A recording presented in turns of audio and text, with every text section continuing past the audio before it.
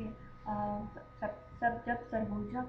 जब सरगुजा का विभाजन हुआ और बलरामपुर ज़िले निर्मित हुआ तो बलरामपुर ज़िले में चला गया घुनघुटा बांध। ये बार-बार कंफ्यूज करता है कि जो घुनघुटा है वो कहाँ पर स्थित है। तो घुनघुटा जो बांध है घुनघुटा नदी पर स्थित है, लेकिन वो बलरामपुर ज़िले में स्थित है।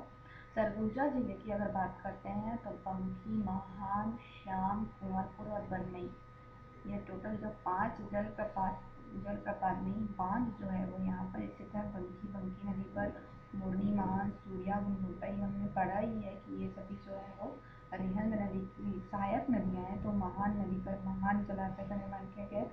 श्याम नदी पर घुनघुटा जो नदी है वहाँ पर श्याम परियोजना का निर्माण किया गया। कुंवरपुर चुलहट नाला पर स्थित है और बरनई जो है वो बरनई नदी पर स्थित है। अगर हम कोरिया ज़िले की बात करते हैं तो यहाँ पर जो हंसदे नदी है उसमें झुमका बांध का निर्माण किया गया है। झुमका जलप्रपात भी यहाँ पर स्थित है। इसको एग्जाम में पूछा जा चुका था, एपी के पेपर में इसको पूछा गया है।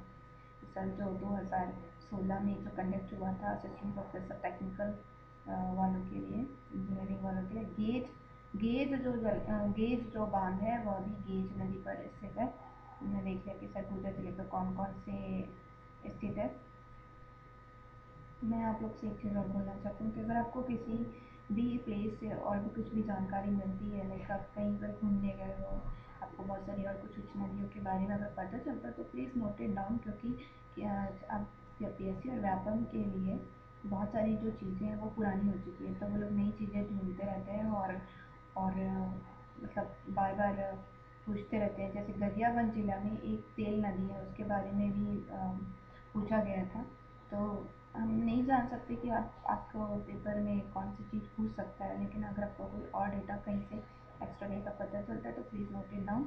अब हम चलते हैं बस्तर संभाग की ओर। बस्तर संभाग में मुख्य रूप से कांकेर को सबसे पहले देख लेते हैं। यहाँ कांकेर में परलकोट जो नदी है उस पर परलकोट बांध का निर्माण किया गया, या इसी को हम बोलते हैं कोटरी नदी, ठीक है, पर बना हुआ है ये। दुधावा बांध का निर्माण किया गया, ठीक है। ये क्वेश्चन में बार बार पूछा जा चुका है कि महानदी पर कौन कौन से जिलों में बांध का निर्माण किया गया है। तो पहला है दुधावा, ठीक है, दूसरा है आपका गंगरी और तीसरा है आपका जो उड़ीसा राज्य में स्थित है हीराकुंड बांध। यहाँ पर मयाना बांध का निर्माण किया गया है, वो नैनी नदी पर स्थित है। ये तीनों जो है वो कांकेर में स्थित है। अब चले जाते हैं हम कोंडागांव। सॉरी, ये हमारा ये कोंडागांव नहीं है, इसमें मैप में थोड़ा सा गलत दिया हुआ है। ये है आपका बस्तर और ये है कोंडागांव।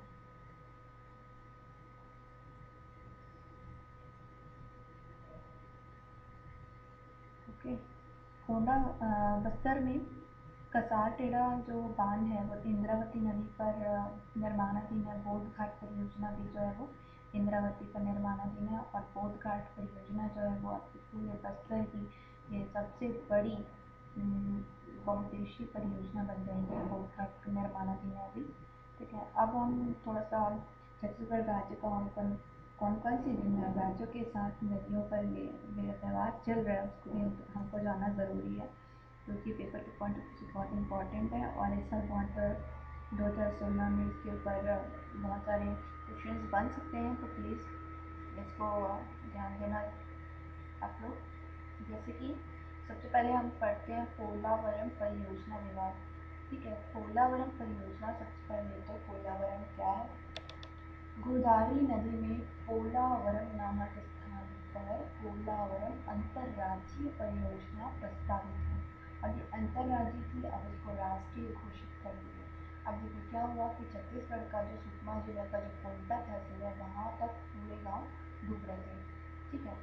तो छत्तीसगढ़ सरकार ने इसके लिए क्या किया, उन्होंने इसके बारे में ये बोला कि यहाँ पे पूरी जो मुआवजा है वो ज़्यादा दिया जाए, क्योंकि बहुत सारे गाँव डूब रहे हैं, तो लोगों को शिफ्ट करने के लिए पैसा चाहिए सरकार को। तो इसी वजह से मतलब दोनों राज्यों के मध्य में विवाद उत्पन्न हुआ और इसके लिए फिर जो हमारे जल संसाधन मंत्री जी हैं उन्होंने इसके विवाद के लिए कमेटी का निर्माण किया, जो अभी आकलन कर रही है कि दोनों के पाकिस्तान का निर्माण होगा, तो एक्चुअली में दोनों राज्यों के मध्य में कि क्या चीज़ होगी, मतलब क्या स्थिति उत्पन्न होगी, कितना जल का बंटवारा किस तरीके से होगा, इस तरीके से विवाद यहाँ पर अभी चल रहा है। फिर देखते हैं हम कन्हार परियोजना विवाद। कन्हार उत्तर प्रदेश में है ना, उत्तर प्रदेश में सोनभद्र जिला है, ये पूछा जा सकता है कौन से जिले में। सोनभद्र जिले के अमवार ग्राम में कन्हार नदी पर बांध बनना जो है वो प्रस्तावित है। कन्हार नदी की लंबाई छत्तीसगढ़ के जुर्मतुल्ला की पहाड़ी से उद्गम होता है। इसकी लंबाई जो है वो करीब 115 किलोमीटर तक है। सॉरी, यहाँ पे मैंने थोड़ा सा मिस्टेक कर दिया। कन्हार नदी का जो उद्गम है वो जशपुर जिले के पेंड्रापाट की जो लोडिंग पहाड़ी है वहाँ से हुआ है कन्हार नदी का उद्गम, और इसकी जो लंबाई है 115 मीटर है। इसकी ये जो नदी है मुख्य रूप से बलरामपुर जिले में रहती है, और इसी वजह से इस नदी का जब बांध निर्मित हुआ तो वो बांध में छत्तीसगढ़ के बलरामपुर जिले के कुछ गाँव यहाँ पर आ रहे हैं। तो यहाँ पर भी से मुआवजे को लेकर के और मतलब पानी का बंटवारा किस तरीके से होगा, इस तरीके के विवाद को लेकर के यहाँ पर अभी विवाद चल ही रहा है। उसके बाद छत्तीसगढ़ जो है वो पिछले 2 साल से सूखे से बहुत जूझ रहा था। पिछले साल 2015-16 की स्थिति में छत्तीसगढ़ की 117 तहसीलों को सूखा तहसील घोषित किया गया था कि छत्तीसगढ़ सरकार के 27 जिलों को, ठीक है, कितने 27 जिलों में से मतलब जिन क्षेत्रों में पानी की कमी है तो 27 जिलों में से हर एक जिले के 2 ग्राम को लिया जा रहा है और वहाँ पर पानी की जो भी असुविधा है उसको दूर करने का प्रयास किया जा रहा है, उसकी कमी को दूर कर किया जा रहा है।